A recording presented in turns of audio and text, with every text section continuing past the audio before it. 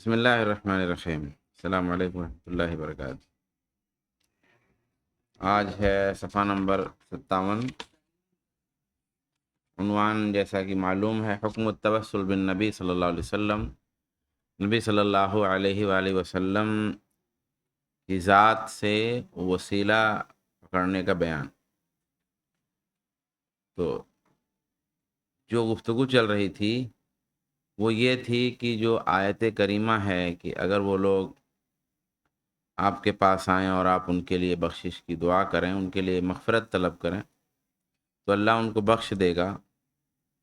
تو یہ جو آیت ہے حقیقت میں کن کے بارے میں؟ تو یہ بات آئی کہ حقیقت میں یہ خالص منافقین کے بارے میں ہے، مسلمانوں کا اس سے تعلق نہیں ہے۔ مسلمان جب رسول اللہ صلی اللہ علیہ وسلم کے پاس کسی گناہ کے سلسلے میں آتے تھے تو ایسا گناہ ہوتا تھا جس پہ حد جاری ہونی ہوتی تھی یا کفارہ، اور وہاں بھی مسلمان یہ نہیں کہتے تھے کہ اے نبی ہمارے لیے بخشش طلب کر دیجئے، بلکہ یہ کہتے تھے اے نبی ہم پر حد جاری کیجئے۔ اور دیگر گناہ جب مسلمانوں سے ہوتے تھے تو وہ ڈائریکٹ اللہ تبارک و تعالیٰ سے توبہ کرتے تھے، استغفار کرتے تھے۔ یہی صحابہ کرام کی اس وقت عادت تھی۔ اب اس کی دلیل میں پھر کئی روایتیں پیش کر رہے ہیں کہ صحابہ ایسا ہی کرتے تھے۔ اس میں سے ایک دلیل پیش کیا ہے انہوں نے، جو 3 لوگ جنگ کے میدان سے پیچھے رہ گئے تھے، جس میں ایک کعب بن مالک رضی اللہ تعالیٰ عنہ ہیں، اور انہوں نے خود ہی یہ روایت بیان کی ہے کہ کس طریقے سے منافقین آ رہے تھے اللہ کے رسول صلی اللہ علیہ وسلم کے پاس، اور اللہ کے رسول صلی اللہ علیہ وسلم کے پاس یہ بھی گزارش کر رہے تھے کہ اللہ کے نبی ان کے لیے بخشش طلب کر دیں، مغفرت طلب کر دیں، اور اللہ کے رسول کرتے جاتے تھے اور ان کے اندر کو اللہ کے حوالے کرتے جاتے تھے۔ لیکن کعب بن مالک جو مخلص مسلمان تھے، رسول کے صحابی تھے، انہوں نے نہ تو ایسا کہا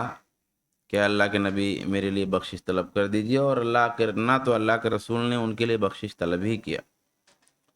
بلکہ ان کو چھوڑ دیا اور ان کو اللہ کے فیصلے کے حوالے کر دیا۔ تو ایک دلیل یہ ہے۔ پھر دوسری دلیل وہ حدیث بائع التمر،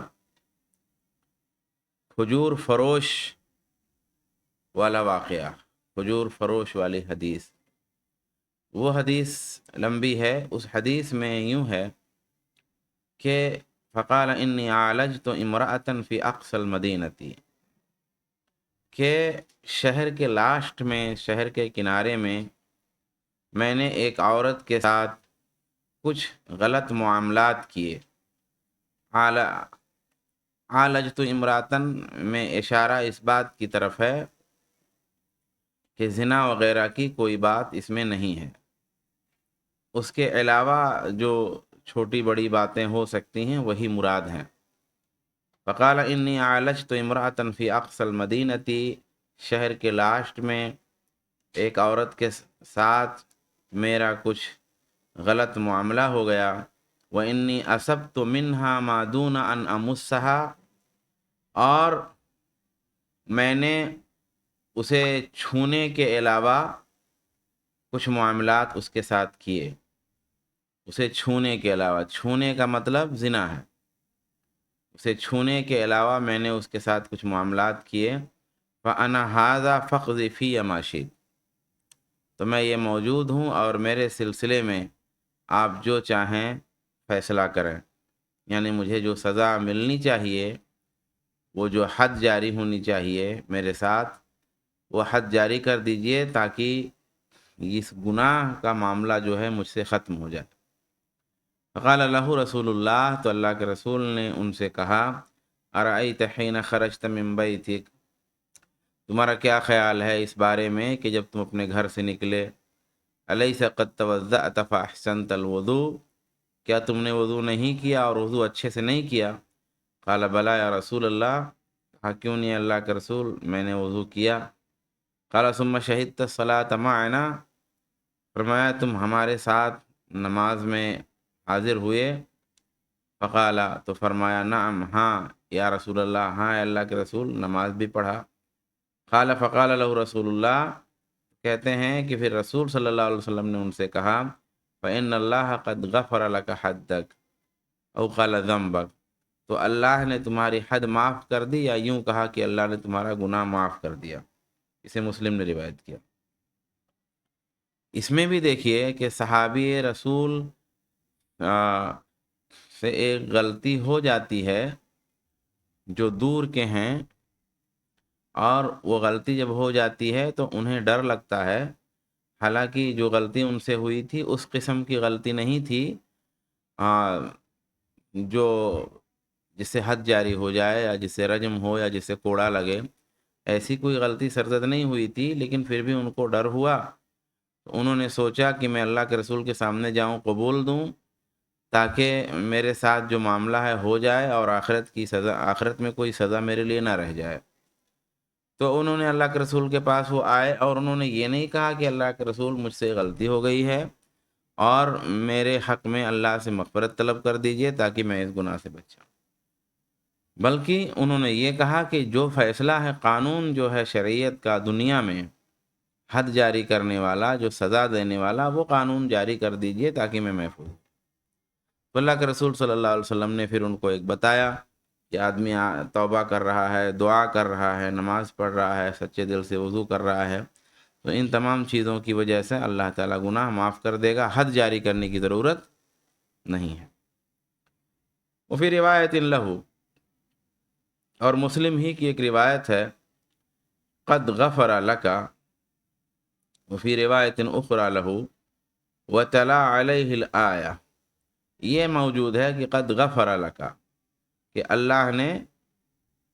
تم کو معاف کر دیا۔ یہ الفاظ ہیں مسلم ہی کی ایک روایت میں، الفاظ تھوڑے بدلے ہیں، قد غفر لکا کے الفاظ، اور مسلم ہی کی دوسری روایت میں ہے وتلا علیہ ہذہ الآیہ،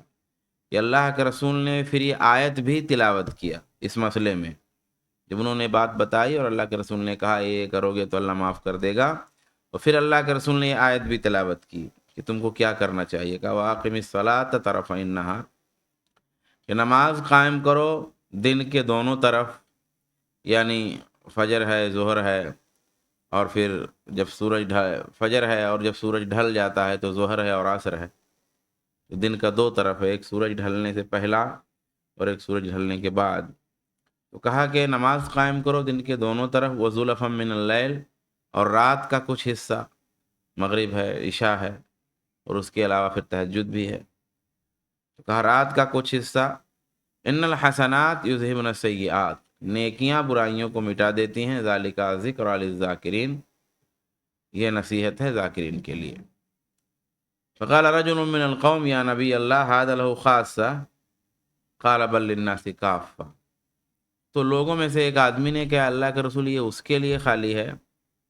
تو کہا نہیں، تمام لوگوں کے لیے ہے، یعنی اس طرح کا اگر گناہ آدمی سے ہوتا ہے تو وہ توبہ کرے، نمازیں پڑھیں، دعائیں کرے، ذکر و اذکار کرے، تسبیح کرے،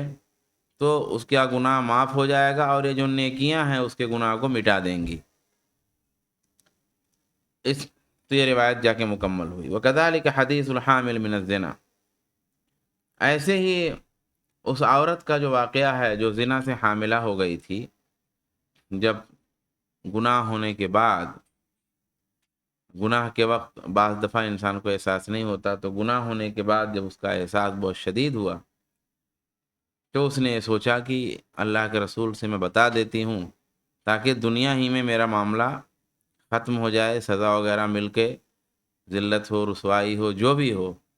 دنیا ہی میں انگیز کر لیتی ہوں، آخرت میں یہ سب کون برداشت کرے گا۔ قالت یا رسول اللہ، اس نے کہا اللہ کے رسول اصبت حدا فاقیموا علیہ، مجھ سے ایک حد والا کام ہو گیا ہے تو میرے اوپر حد جاری کر دیجئے۔ ولم تقل له استغفر لی، اس عورت نے یہ نہیں کہا کہ میرے لیے بخشش طلب کر دیجئے۔ وكذلك عصاة المؤمنين لم يطلبوا منه الاستغفار وانما طالبوه بأن يقيم فيهم شرع الله ويطهرهم، ایسے ہی مومنوں میں جو بھی نافرمان رہے، یعنی جن سے بھی نافرمانی ہو گئی، تو انہوں نے نبی سے استغفار نہیں طلب کیا، بلکہ انہوں نے یہ طلب کیا کہ نبی ان پر اللہ کی شریعت جاری کر دیں، ان کو پاک کر دیں۔ وَهُنَاكَ الْعَشْرَاتُ مِنَ الْأَمْثِلَةِ الدَّالَّةِ، اور یہاں دسیوں مثالیں ہیں جو دلالت کرتی ہیں کہ یہ آیت، یعنی وَلَوْ أَنَّهُمْ إِذ ظَّلَمُوا أَنفُسَهُمْ جَاءُوكَ فَاسْتَغْفَرُوا اللَّهَ وَاسْتَغْفَرَ لَهُمُ الرَّسُولُ، خاصۃ بالمنافقین، منافقین کے ساتھ خاص ہے، دسیوں جو ہے دلیلیں ہیں، مثالیں ہیں۔ ولیست فی اوساط المومنین، نافرمان مومنین کے بارے میں یہ آیت نہیں ہے۔ وانما یکفی المسلم اذا عمل الذنب او وقع فیہ ان یقلع عنہ ویعزم علی الا یعود الیہ ویندم علی فعلتہ۔ کہتے ہیں کسی مسلمان کے لیے یہ بات کافی ہے جب وہ کوئی گناہ کر لے یا کسی گناہ میں واقع ہو جائیں، یقلع عنہ کہ وہ گناہ چھوڑ دے، ویعزم علی الا یعود الیہ، اور یہ عزم کرے کہ یہ دوبارہ یہ گناہ نہیں کرے گا، ویندم علی فعلتہ، اور اپنے کیے پر اسے شرمندگی ذلت محسوس ہو۔ وَإِذَا كَانَ ذَنبُهُ ذَلِكَ يَتَعَلَّقُ بِمَظْلَمَةٍ رَدَّ تِلْكَ الْمَظْلَمَةَ، اور اگر اس کا گناہ ایسا ہے کہ کسی ظلم سے تعلق رکھتا ہے تو وہ ظلم لوٹا دے،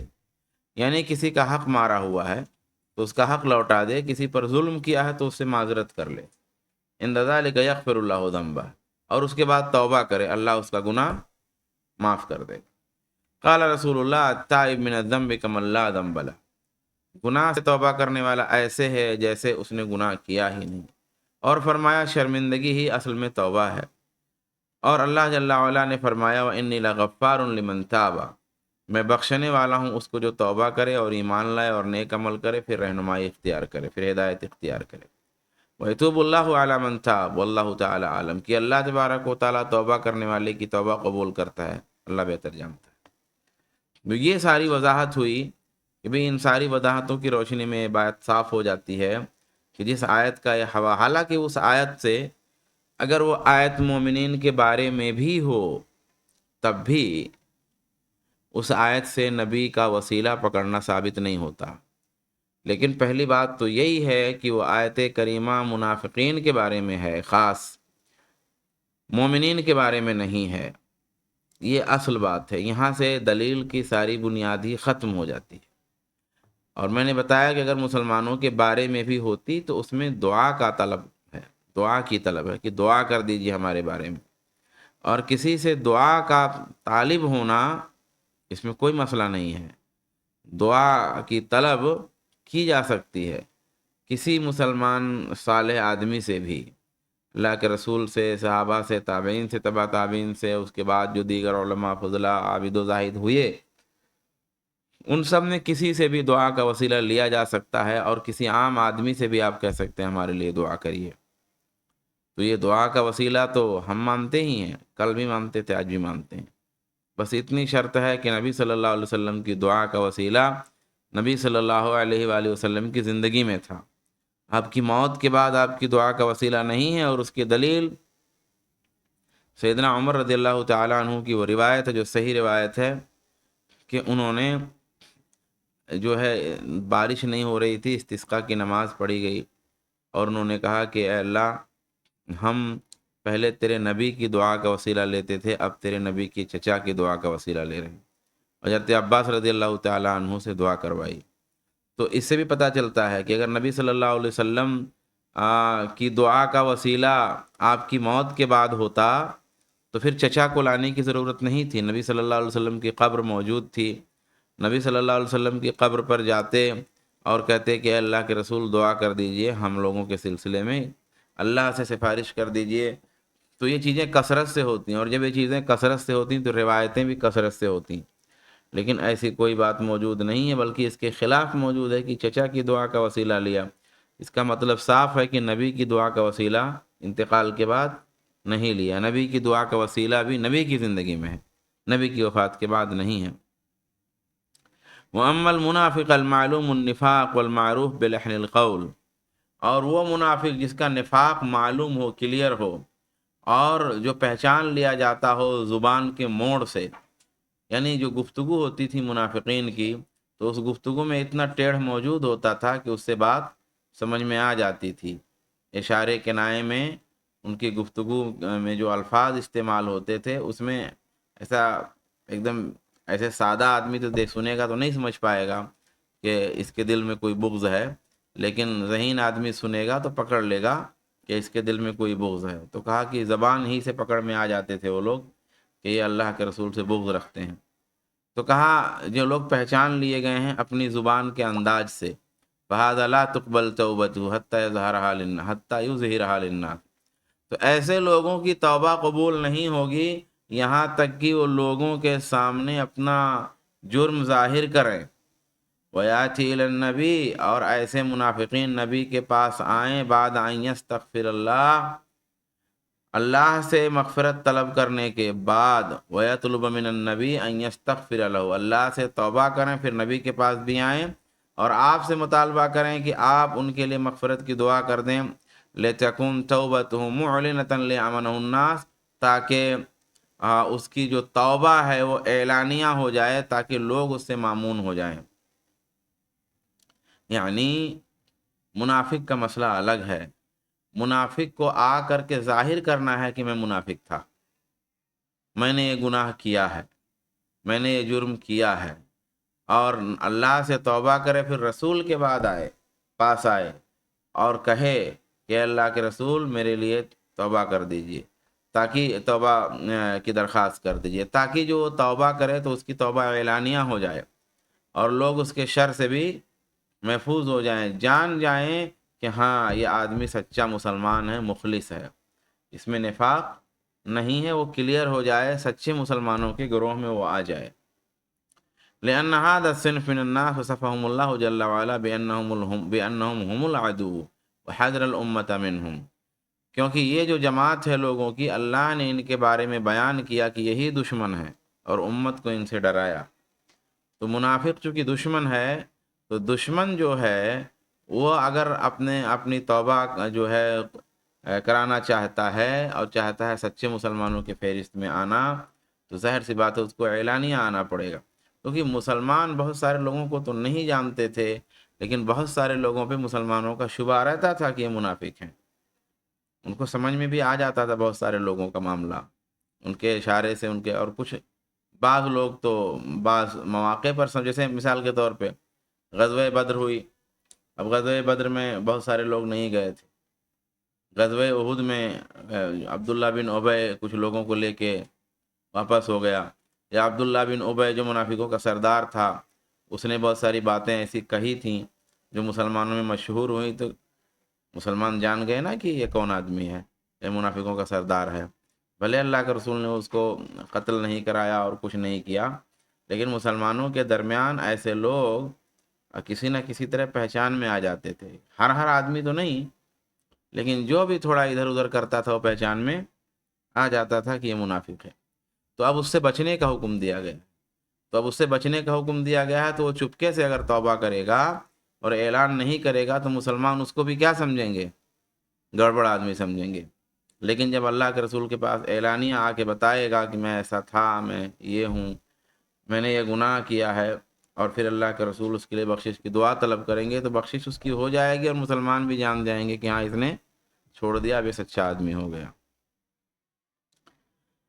وَلِذَلِكَ لَا تُقْبَلْ مِنْهُمْ تَوْبَةٌ حَتَّى يُعْلِنُوهَا صَرِيحَةً مع استغفار النبي لهم لتزول عنهم تلك الصفة بشہادت النبی ابی الخلفاء من بعدہ، کہتے ہیں اس لیے ان کی توبہ نہیں قبول ہوگی یہاں تک کہ وہ اعلان کریں واضح طور پر نبی کے استغفار کے ساتھ، لتزول عنہم تلک الصفة، تاکہ یہ جو داغ ہے، یہ جو صفت ہے، یہ برائی ہے، نبی کی گواہی سے یا ان کے بعد آپ کے بعد خلفائے راشدین کی گواہی سے یہ برائی ختم ہو جائے، یعنی بعد میں رسول کے بعد میں اگر کوئی منافق آدمی ہے تو اس کو خلفائے اعظام کے سامنے بھی آ کر کے ایسے بتانا پڑے گا۔ وَأَمَّا الْمُؤْمِنُونَ، اور رہ گئے مومن لوگ، فَيَكْفِي أَن يَتُوبُوا بَيْنَهُم وَبَيْنَ اللَّهِ، ان کے لیے یہ بات کافی ہے کہ اللہ اور ان کے درمیان توبہ ہو جائے۔ وَلَا حَاجَةَ لِمَنْ أَذْنَبَ أَن يَأْتِيَ الْمَدِينَةَ، اور کوئی ضرورت نہیں ہے جس سے گناہ ہو جائے کہ وہ مدینہ آئے، لِيَسْتَغْفِرَ لَهُ النَّبِيُّ فِي حَيَاتِهِ أَوْ بَعْدَ مَوْتِهِ، تاکہ وہ نبی سے استغفار طلب کرے آپ کی زندگی میں اور آپ کی موت کے بعد۔ یعنی یہ بھی تو ایک مسئلہ ہے کہ اگر یہاں پہ نبی صلی اللہ علیہ وسلم کے پاس آنے کو مان لیا جائے تو پھر صحابہ تو سب مدینے میں نہیں تھے، صحابہ تو بہت سے مدینے سے باہر تھے، تو کیا پھر وہ صحابہ اپنی توبہ قبول کروانے کے لیے نبی صلی اللہ علیہ وسلم کے پاس آتے تھے کہ اللہ کے رسول میں نے یہ گناہ کیا ہے، آپ میرے بارے میں بخشش طلب کر دیجئے؟ نہیں آتے تھے، سب دور دور صحابہ تھے، تو کوئی ضرورت نہیں ہے، نہ تو زندگی میں آنے کی نہ موت کے بعد۔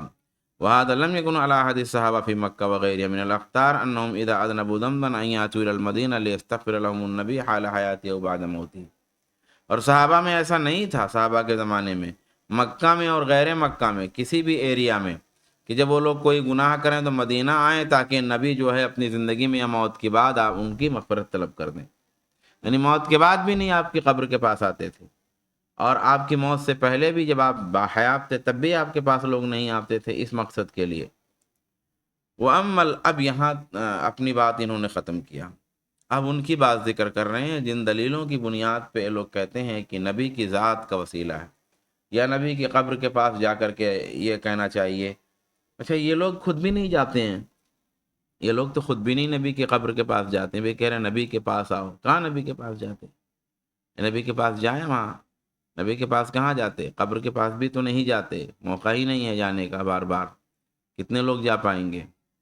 اچھا، تو اب دوسرا پہلو کیا ہے کہ ایسے ہی بغیر نبی کے پاس جائے ہی نبی کی ذات کا وسیلہ بولنا، یہ چل رہا ہے، یہ ان کے ہاں چل رہا ہے. نبی کے پاس نہیں جاتے کیونکہ جا ہی نہیں پاتے، کچھ ہی لوگ جا پاتے. تو اب نبی کی ذات کا وسیلہ بول کر کے توبہ قبول کروانا تو کیسا ہے؟ اس پہ کیا دلیلیں ہیں ان کی؟ تو بعض دلیلیں یہاں یہ ذکر کر رہے ہیں، کہہ رہے ہیں وَأَمَّا الْقِصَّةُ الَّتِي أَوْرَدَهَا ابْنُ كَثِيرٌ وَغَيْرُهُ عَنِ الْعُتْبَةِ فَقِصَّةٌ بَاطِلَةٌ وَإِسْنَادُهَا مُظْلِمٌ. کہتے ہیں وہ واقعہ جو علامہ ابن کثیر نے ذکر کیا ہے اور آپ کے علاوہ دیگر لوگوں نے ذکر کیا ہے عتبہ سے، کہتے ہیں وہ قصہ بالکل باطل ہے اور اس کی سند بالکل تاریک ہے. وَإِلَيْكَ نَصُّهَا، اور اس کے الفاظ ہم آپ کو بتاتے ہیں. یوں ہے، قد ذکر جماعۃ منہم الشیخ ابو منصور الصباغ فی کتاب الشامل الحکایہ المشہور عن العتبہ. کہتے ہیں کہ شیخ ابو منصور الصباغ اور ان جو ہے اور دوسرے لوگوں نے اپنی کتاب میں جو الحکایہ المشہور عن العتبہ کے نام سے معروف ہے، اس میں ذکر کیا ہے کہ کنت جالسا عند قبر النبی، کہ میں نبی کی قبر کے پاس بیٹھا ہوا تھا. فجاء اعرابی، تو ایک اعرابی آیا، فقال السلام علیکم یا رسول اللہ، اس نے کہا السلام علیکم اے اللہ کے رسول. سمعت اللہ یقول، میں نے سنا ہے کہ اللہ فرماتا ہے وَلَوْ أَنَّهُمْ إِذ ظَّلَمُوا أَنفُسَهُمْ إِذْ جَاءُوكَ فَاسْتَغْفَرُوا اللَّهَ وَاسْتَغْفَرَ لَهُمُ الرَّسُولُ لَوَجَدُوا اللَّهَ تَوَّابًا رَحِيمًا. کہ اگر وہ لوگ جنہوں نے اپنے اوپر ظلم کیا ہے آپ کے پاس آئیں، اللہ سے مغفرت طلب کریں اور رسول ان لوگوں کے لیے مغفرت طلب کریں، تو اللہ کو وہ توبہ قبول کرنے والا مہربان پائیں گے. وَقَدْ جِئْتُكَ، اور میں آپ کے پاس آیا ہوں، مستغفرا لذنبی، اپنے گناہ کی توبہ کرتے ہوئے، مستشفعا بک الی ربی، آپ کو اپنے رب کے طرف شفیع بنا کر کے، وسیلہ بنا کر کے. پھر یہ شعر پڑھا، یا خیر من دفنت فی القاء آدمہ فتاب من طیبہن القاء والاکم نفس الفداء لقبر انت ساکنہ فیہ العفاف وفیہ الجود والکرم. کہ اے وہ ذات جو دنیا کے عظیم ترین علاقے میں دفن ہے، جس علاقے کی خوشبو سے ٹیلے اور پہاڑیاں اور میدان مہک رہے ہیں، میری جان آپ پر قربان ہے اس قبر کے لیے جس میں آپ ٹھہرے ہوئے ہیں. میری جان اس قبر پہ قربان ہے جس میں آپ آرام فرما ہیں، جس میں عفت ہے، جس میں کرم ہے، جس میں سخاوت اور فیاضی ہے. یہ شعر پڑھا. ثم انصرف الاعرابی، پھر دیہاتی چلا گیا. فغلبتنی عینی، تو مجھے نیند آ گئی. فرأیت النبی فی النوم، تو میں نے نبی کو خواب میں دیکھا. فقال یا عتبہ، تو آپ نے فرمایا عتبہ الحق الاعرابی، اعرابی سے جا کے ملو. فبشر ہوا، اور اسے بشارت دے دو، ان اللہ قد غفر لہ، کہ اللہ نے اسے بخش دیا. فہذه قصۃ باطلۃ منکرۃ ولیس لها اسناد یصح، یہ باطل اور منکر واقعہ ہے، اس کی کوئی ایسی سند نہیں جو صحیح ہو. ومن اراد التوسع فلیراجع کتاب الصارم المنکی فی رد علی السبکی، اور جو اس میں تفصیلی معلومات چاہتا ہے اس واقعے کے بارے میں، وہ الصارم المنکی فی الرد علی السبکی والی کتاب میں پڑھ لے، اس میں تفصیل سے بتایا گیا ہے.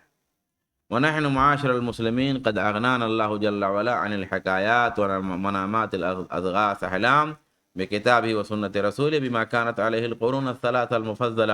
اولئک الذین ھدی اللہ فبہداہ مقتدہ. کہتے ہیں ہم مسلمانوں کی جماعت، ہم کو اللہ نے حکایتوں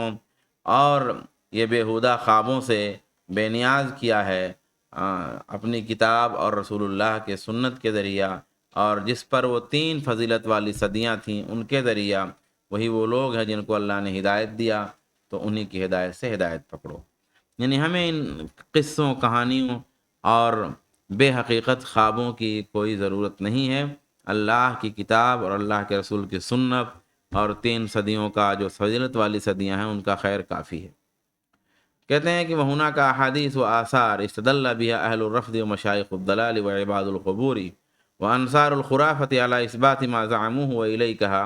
اور یہاں کچھ حدیثیں ہیں، کچھ آثار ہیں جن سے رافضیوں نے دلیل پکڑی ہے، اور گمراہوں کے شیوخ نے، اور اسی طریقے سے قبروں کے پرستش کرنے والوں نے اور خرافات کے مددگاروں نے دلیل پکڑی ہے، جو ان کا گمان ہے، جو ان کا باطل خیال ہے، اس کے اس بات میں بعض چیزیں کہہ رہے ہیں، ہم یہاں پیش کر رہے ہیں کہ دیکھیے کچھ احادیث، کچھ آثار جن سے یہ لوگ دلیل پکڑتے ہیں۔ جیسے ایک حدیث ہے جو بہت مشہور ہے، توسلوا بجاہی، میری شان کا وسیلہ پکڑو، میری ذات کا وسیلہ پکڑو، فإن جاہی عند اللہ عظیم، میری شان اللہ کے ہاں بہت بڑی ہے، لا اصل لہ، اس کی کوئی حقیقت نہیں۔ ابن تیمیہ اپنی کتاب، اپنی قیمتی کتاب القاعدہ الجلیلہ میں کہتے ہیں، وَأَقَرَّهُ الْأَلْبَانِي فِي سِلْسِلَةِ الْأَحَادِيثِ الضعیفہ، اور علامہ البانی نے اسے سلسلہ احادیث ضعیفہ میں نقل کیا، یعنی یہ روایت ضعیف ہے، اس کی کوئی حقیقت نہیں۔ حدیث فاطمہ بنت اسد، فاطمہ بن اسد والی روایت، اللہ الذی یحیی و یمیت وہو حی لا یموت، اللہ زندہ ہے، اللہ زندہ کرتا ہے، وہی مارتا ہے، اور وہ زندہ ہے، اسے موت نہیں آتی۔ اغفر لأمی فاطمہ بنت اسد، میری ماں فاطمہ بنت اسد کے لیے مغفرت طلب کیجیے، ولقنہا حجتہا، اور ان کی حجت کی انہیں تلقین کیجیے، ووسع علیہا مدخلہا، اور ان کا مدخل یعنی کہ ان کی قبر کو کشادہ کر دیجیے، بحق نبی کا، اپنے نبی کے حق کے وسیلے سے، والانبیاء الذین من قبلی، اور مجھ سے پہلے جو انبیاء ہیں ان کے وسیلے سے، فإنک ارحم الراحمین، تو بہترین رحم کرنے والا ہے۔ ایسمی کہتے ہیں مجموع الزوائد میں، وفی روح بن صلاح وثقہ ابن حبان والحاکم وفیہ ضعف، کہ اس میں ایک راوی روح بن صلاح ہے، اسے ابن حبان نے اس کی توثیق کی ہے، اور حاکم نے، اور اس میں ضعف ہے، یعنی کل ملا کے یہ روایت ضعیف ہے۔ کہہ رہے ہیں پوری تفصیل دیکھنی ہے تو الکامل فی سلسلۃ احادیث الضعیفہ میں دیکھیے، جو علامہ البانی کی کتاب ہے۔ ایسے روایت ہے، من خرج من بیتہ الی الصلاۃ فقال، جو اپنے گھر سے نکلا نماز کے لیے تو اس نے کہا، اللہم انی اسألک بحق السائلین علیک، اے اللہ تجھ سے سوال کرنے والوں کے حق کے وسیلے سے میں سوال کرتا ہوں، واسألک بحق ممشاء ھذا، اور میں جو چلا اس کے وسیلے سے تجھ سے سوال کرتا ہوں، فإنی لم اخرج عشرا ولا بطرا، میں کبر و غرور کر کے نہیں چلا، اقبل اللہ علیہ بوجہی واستغفر لہ الف ملک، تو کہتے ہیں اللہ تعالیٰ اس کی طرف توجہ کرتا ہے، اور 1000 فرشتے اس کے لیے مغفرت طلب کرتے ہیں۔ یہ بھی ضعیف ہے، الکامل جو ابھی پچھلا حوالہ ہے اس میں آپ دیکھ لیں، تفصیل سے موجود ہے۔ ایسے ہی ایک بہت مشہور روایت ہے جو تقریروں میں بیان ہوتی ہے، خاص طور بریلوی حضرات بیان کرتے ہیں، اس میں لما اقترف آدم الخطیہ، جب آدم نے گناہ کا ارتکاب کر لیا تو کہا، اے رب اسألک بحق محمد لما غفرت لی، لما غفرت لی یعنی الا غفرت لی، اے اللہ میں تجھ سے محمد کے وسیلے سے سوال کرتا ہوں مگر تو مجھ کو بخش دے، یعنی تو مجھ کو بخش دے۔ تو اللہ نے کہا، اے آدم کیف عرفت محمدًا، تم نے کیسے محمد کو پہچانا، ولم اخلقہ، میں نے تو ابھی اس کو پیدا بھی نہیں کیا۔ کہا، اے رب لما خلقتنی بیدیک، جب تو نے مجھ کو اپنے ہاتھ سے پیدا کیا، ونفخت فی من روحک، اور اپنی روح جب میرے اندر تو نے پھونکی، رفعت راسی، تو میں نے اپنا سر اٹھایا، فرأیت علی قوائم العرش مکتوبا، تو عرش کے کھمبوں میں نے لکھا ہوا دیکھا، لا الہ الا اللہ محمد رسول اللہ، فعلمت انک لم تضف الی اسمک الا احب الخلق الیک، تو مجھے پتہ چل گیا کہ اپنے نام کے ساتھ تو کوئی اور نام نہیں ملا سکتا مگر وہ جو ساری مخلوق میں تیرے نزدیک سب سے پسندیدہ ہو۔ تو اللہ نے کہا، صدقت یا آدم، اے آدم تم نے صحیح کہا، انی لا احب الخلق الیہ، یہ وہ میرے نزدیک میری ساری مخلوق میں مجھ سے محبوب ہیں، مجھے محبوب ہیں، ادعونی بحقہ، اس کے وسیلے سے مجھ سے دعا کرو، قد غفرت لک، میں نے تجھے بخش دیا، ولولا محمد لما خلقتک، محمد نہ ہوتے تو میں تم کو پیدا نہ کرتا۔ یہ روایت ضعیف نہیں، موضوع ہے۔ اس روایت کے بارے میں کہا یہ ضعیف نہیں بلکہ موضوع ہے، اس کی کوئی حقیقت نہیں ہے، پچھلی حوالے میں دیکھ سکتے ہیں۔ وبحسب الحدیث سقوطا حکم الحافظین علیہ بالبطلان، اور یہ حدیث ساقط ہے اتنا کافی ہے، لیکن اسی کے ساتھ حافظ ذہبی اور حافظ ابن حجر نے بھی اس کے باطل ہونے کا فیصلہ دیا ہے۔ التوسل البانی کی کتاب ہے کتاب التوسل، اس میں یہ تفصیل دیکھی جا سکتی ہے۔ ابو امامہ کی روایت ہے، کہتے ہیں اللہ کے رسول صلی اللہ علیہ وسلم نے اذا اصبح، جب صبح کیا، یعنی جب صبح کرتے، و اذا امسا، اور جب شام ہوتی، دعا بہذا الدعا،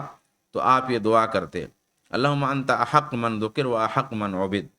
اے اللہ جس کا بھی ذکر کیا جائے تو اس میں سب سے زیادہ حق رکھتا ہے، وہ حق من عبد، اور جن کی بھی عبادت کی گئی تو ان میں سب سے زیادہ حق رکھتا ہے۔ اسألک بنور وجہک الذی اشرقت لہ السماوات والارض، کہتے ہیں میں تیرے چہرے کے اس نور سے سوال کرتا ہوں جس کی وجہ سے آسمان و زمین روشن ہیں، وبکل حق هو لک، اور ہر اس حق کے ذریعہ سوال کرتا ہوں جو تیرا ہے، وبحق السائلین علیک، اور تجھ سے جو سوال کرنے والے ہیں ان کے وسیلے سے، ان کے حق سے میں تجھ سے سوال کرتا ہوں۔ حیثمی مجموع الزوائد میں کہتے ہیں، اور طبرانی نے اس کو روایت کیا، وفیہ فضال بن جبیر وہ ضعیف مجمع علی ضعفہ، کہتے ہیں اس میں فضال بن جبیر ہیں اور یہ ضعیف ہیں اور ان کے ذوق پہ اجماع ہے۔ علامہ البانی ہمارے شیخ کہتے ہیں بل هو ضعیف جدا، بلکہ یہ بہت ضعیف ہے، اتہمہ ابن حبان فقال شیخ، اس کے راوی پر یعنی جو ابن جبیر ہیں ان پہ ابن حبان نے عیب لگایا ہے، اور کہتے ہیں شیخ یزعم انہ سمع ابا امامہ، کہ ایسا شیخ ہے جو سمجھتا ہے کہ اس نے ابو امامہ سے سنا ہے، جو حقیقت نہیں ہے۔ یروی عنہ ما لیس من حدیثی، اور وہ ایسی حدیثیں ان سے روایت کرتا ہے جو ان کی حدیث ہے ہی نہیں۔ اور یہ بھی کہا لا یجوز الاحتجاج به بحال، اس راوی سے کسی بھی حالت میں حجت جائز نہیں ہے، ایسی حدیثیں روایت کرتا ہے جو بے حقیقت ہیں۔ وَإِذَا أَرَدْتَ التَّوَسُّلَ راجع کتاب التوسل للالبانی، تفصیل چاہیے تو کتاب التوسل البانی کی دیکھ سکتے ہیں۔ امیہ بن خالد کی ایک روایت ہے، کہتے ہیں اللہ کے رسول کان رسول اللہ یستفتح بسعالیق المہاجرین، کہ اللہ کے رسول فقراء مہاجرین کے وسیلے سے فتح طلب کرتے تھے۔ لیجئے ابھی اللہ کے رسول صلی اللہ علیہ وسلم کا وسیلہ تھا، اب اللہ کے رسول جو ہے دوسروں کا وسیلہ لے رہے ہیں، یہ بھی ہو گیا۔ بسعالیق المہاجرین، مہاجرین فقراء مہاجرین سے اللہ کے رسول وسیلہ پکڑتے تھے، فتح طلب کرتے تھے۔ یستفتح و یستنصر بسعالیق المسلمین، دوسرے الفاظ میں یہ ہے کہ مسلمانوں میں جو غریب ہیں، فقیر ہیں، ان کے ذریعہ اللہ کے رسول فتح طلب کرتے تھے، مدد طلب کرتے تھے۔ یہ بھی مرسل ہے، ضعیف ہے، اسی میں یہ بھی موجود ہے۔ مالک الدار سے روایت ہے جو عمر رضی اللہ تعالیٰ عنہ کے خازن تھے، کہتے ہیں اصاب الناس قحط فی زمن عمر، لوگوں کو قحط سالی آ گئی عمر رضی اللہ عنہ کے زمانے میں۔ فجاء رجل الی قبر النبی، تو ایک آدمی نبی کی قبر کے پاس آیا، ایک آدمی آیا، بھائی یہ متفقہ عقیدہ تھا، سارے لوگ آتے نبی کی قبر کے پاس، ایک آدمی آیا فقال یا رسول اللہ استسقی لامتک، اے اللہ کے رسول اپنی امت کے لیے بارش کی دعا کر دیجیے، فإنہم قد ہلکوا، وہ سب برباد ہو گئے۔ فأتی الرجل فی المنام، یہ منام ہی میں ہوتا ہے سب، اتنا جتنا ہے تو سب منام میں ہو جاتا ہے۔ اللہ کے رسول صلی اللہ علیہ وسلم جب باحیات ہو تو ہر چیز منام ہی میں کیوں؟ اللہ کے رسول قبر کے اندر سے بول بھی سکتے تھے، یا کوئی پرچی نکال کے پھینک دیتے، یا کوئی اور الارم دے دیتے، منام ہی میں سب ہوتا ہے، کیونکہ منام کہنا بہت آسان ہے۔ فأتی الرجل فی المنام، تو آدمی نیند میں آ گیا، خواب دیکھا اس نے، فقیل لہ، تو اس سے کہا گیا ایت عمر، عمر کے پاس جا۔ یہ کہتے ہیں ضعیف ہے، اور مالک الدار کے بارے میں کچھ پتہ نہیں ہے، مجہول راوی ہے، اس میں بھی کوئی دلیل موجود نہیں ہے۔ اس میں یہ ہے کہ آدمی قبر کے پاس گیا اور اس نے ایسا کہا، اگر ایسا ہوتا تو سارے لوگ جاتے۔ ایک اور روایت پیش کر کے پھر انشاءاللہ آج کی گفتگو ختم کرتے ہیں انشاءاللہ۔ عن ابی الجوزاء قال قحط اہل المدینۃ قحطا شدیدا، مدینہ میں بہت شدید قحط پڑا۔ فشکوا الی عائشہ، تو اماں عائشہ سے ان لوگوں نے شکایت کی۔ فقالت انظروا الی قبر النبی، بھائی مسلمان جب جانتے تھے تو اماں عائشہ کے پاس آنے کی کیا ضرورت تھی، سیدھا جو ہے نبی صلی اللہ علیہ وسلم کے پاس جاتے، قبر کے پاس، کیونکہ یہ معلوم تھا سب کو۔ بہرحال عائشہ رضی اللہ عنہا نے شکایت کیا تو انہوں نے کہا انظروا الی قبر النبی، نبی کی قبر دیکھو۔ فجعلوا منہ کون یا کون الی السماء، وہاں سے ایک کھڑکی آسمان کی طرف تھوڑی کھولو، حتی لا یکن بینہ وبین السماء سقف، یہاں تک کہ آپ کے درمیان اور آسمان کے بیچ میں کوئی چھت نہ ہو۔ قال ففعلوا، تو کہا لوگوں نے ایسا کیا، فمطرنا مطرا، تو ہمیں خوب بارش ہوئی، حتی نبت العشب، یہاں تک کہ پودے اگائے، وسمنت الابل حتی تفتقت من الشحم، اور اونٹ کو موٹے ہو گئے، یہاں تک کہ چربی سے ایسا لگ رہا تھا کہ چمڑی پھٹ جائے گی، اتنے موٹے ہو گئے۔ فسمی عام الفتح، تو سیرابی والا سال اس کا نام دیا گیا۔ اس کی بھی سند ضعیف ہے، اس میں بھی کوئی دلیل نہیں ہے۔ اس کے لیے بھی کتاب التوسل البانی کے دیکھ سکتے ہیں، وفیہ الکفایہ انشاءاللہ، اور اس میں کافی شافی باتیں آپ کو مل جائیں گی۔ تو یہ کچھ روایتیں ذکر ہوئی ہیں، دو چار روایتیں اور بعد میں ہیں، پھر آگے ایک مختلف طریقے سے اور دوسرے طریقے سے بھی اس پہ گفتگو چلے گی، تفصیل سے اس گفتگو کو لے رہے ہیں۔ تو خلاصہ آج کے درس کا جو ہے وہ یہ ہے کہ آج کچھ روایتیں وہ پیش کی گئیں جن روایتوں سے یہ معلوم ہوتا ہے ہم کو کہ نبی صلی اللہ علیہ وسلم کے صحابہ جب کوئی گناہ ہوتا تھا تو نبی سے بخشش طلب کروانے کے لیے نہیں آتے تھے، بلکہ نبی صلی اللہ علیہ وسلم سے یہ کہتے تھے کہ اللہ کا رسول حد جاری کر دیجیے، اور اسی گناہ کے سلسلے میں آتے تھے جو حد جاری کرنے والا یا کفارہ والا گناہ ہوتا تھا۔ باقی مسلمانوں سے جو گناہ ہوتا تھا اس کے لیے وہ نبی کے پاس آتے ہی نہیں تھے، خود ہی توبہ اللہ تعالیٰ سے کرتے تھے، اور قرآن میں بھی دلیل اسی کی موجود ہے۔ اس کے بعد میں انہوں نے کہا کہ بھئی ایسی تو دسیوں مثالیں ہیں، بس اتنے پہ اکتفا کرتا ہوں۔ اس کے بعد وہ روایتیں پیش کی جو مختلف معنی میں ہیں، جن روایتوں سے یہ دلیل پکڑتے ہیں کہ نبی صلی اللہ علیہ وآلہ وسلم کا وسیلہ پکڑنا درست ہے، یا نبی صلی اللہ علیہ وسلم کے قبر پہ جا کر کے آپ سے استغفار اور بخشش کا مطالبہ کیا جائے گا، تو ان روایتوں کے بارے میں اور ان حکایتوں کے بارے میں انہوں نے بتایا کہ یا تو ضعیف ہیں، یا سخت ضعیف ہیں، یا موضوع ہیں، بے اصل ہیں، ان سے دلیل نہیں پکڑی جا سکتی۔ اور یہ بھی کہ قرآن میں جو صریح طور پہ بتایا گیا ہے اور حدیثوں میں جو صریح طور پہ بتایا گیا ہے اس کے مخالف بھی ہیں۔ تو یہ آج کے درس کا خلاصہ تھا انشاءاللہ۔ السلام علیکم ورحمۃ اللہ وبرکاتہ۔